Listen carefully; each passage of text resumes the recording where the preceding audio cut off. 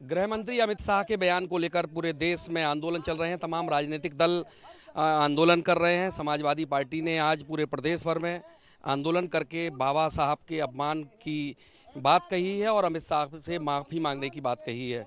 यहाँ तमाम समाजवादी पार्टी के पूर्व अध्यक्ष, विधायक, पूर्व एमएलसी तमाम मौजूद हैं। इनके द्वारा ज्ञापन दिया गया है और पूरे मामले में इस पूरे घटनाक्रम को लेकर रोष जताया है। मेरे साथ पूर्व विधायक और अजीम भाई मौजूद हैं। किस तरह का ज्ञापन है और क्या आज की मांग है? देखिए, लोकसभा के अंदर जो अमित शाह ने बाबा साहब के प्रति अपमानजनक तरीके से टिप्पणी की है, ये अचानक की गई टिप्पणी नहीं है। ये तो गोवलकर और सावरकर के चेले हैं जिन्होंने हमेशा बाबा साहब का विरोध किया और बाबा साहब द्वारा रचित संविधान का विरोध किया।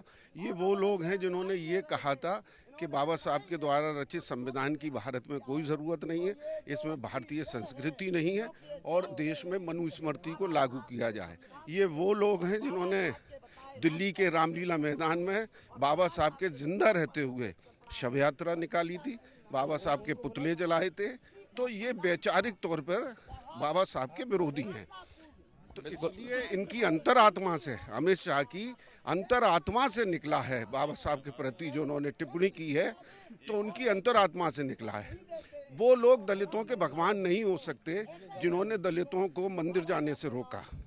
वो दलितों के भगवान नहीं हो सकते जिन्होंने कुएं से पानी पीने के लिए दलितों को मना किया। वो दलितों के भगवान नहीं हो सकते जिन्होंने तालाब से दलितों को पानी भरने से रोका।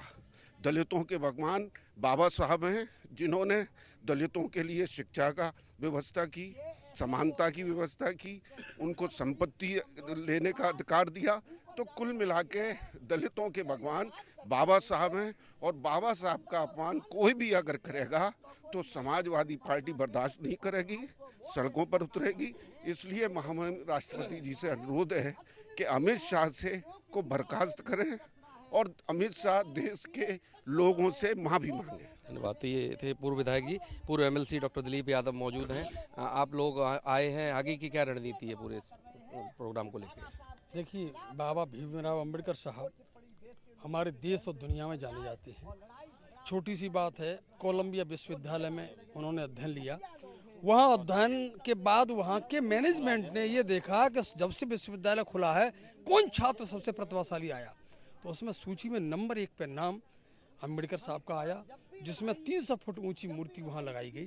तो हमारा कहना यह है, बाबा साहब को पूरे देश का सम्मान नहीं मिलता, दुनिया में सम्मान विद्वानता के कारण से मिलता है। विद्वान थे, उनके प्रति इस तरह की टिप्पणी करना करोड़ों करोड़ों लोगों के दिलों पर ठेस पहुंचती है।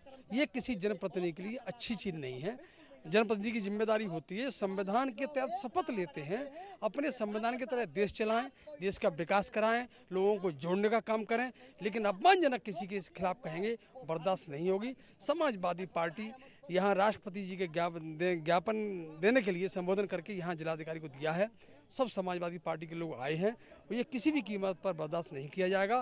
पूरे प्रदेश में जगह जगह हर जिलों में जिलाधिकारी महोदय को ज्ञापन दिया जा रहा है। इसमें यही मांग की गई है वो माफ़ी मांगे और इस्तीफा भी दें। विपक्ष कह रहा है कि कट पेस्ट करके वीडियो बनाया पेश किया जा रहा है, बाबा साहब को ढाल बना रही है समाजवादी पार्टी। तो संसद में बोला है उन्होंने, ये तो संसद का है, कोई बाहर का वक्त रिकॉर्ड में है। ये चीज़ रिकॉर्ड में है, अभी सफाई दे रहे हैं। बाबा साहब का इतना बड़ा सम्मान है देश में और उसके बाद जो पूरे देश में भूचाल आ गया, समाजवादी पार्टी सड़कों पे है। आज ज्ञापन दिया है जिलाधिकारी महोदय को और राष्ट्रपति जी से हम सब लोग मिलकर ये अनुरोध कर रहे हैं कि तत्काल अमित शाह जी को बर्खास्त किया जाए।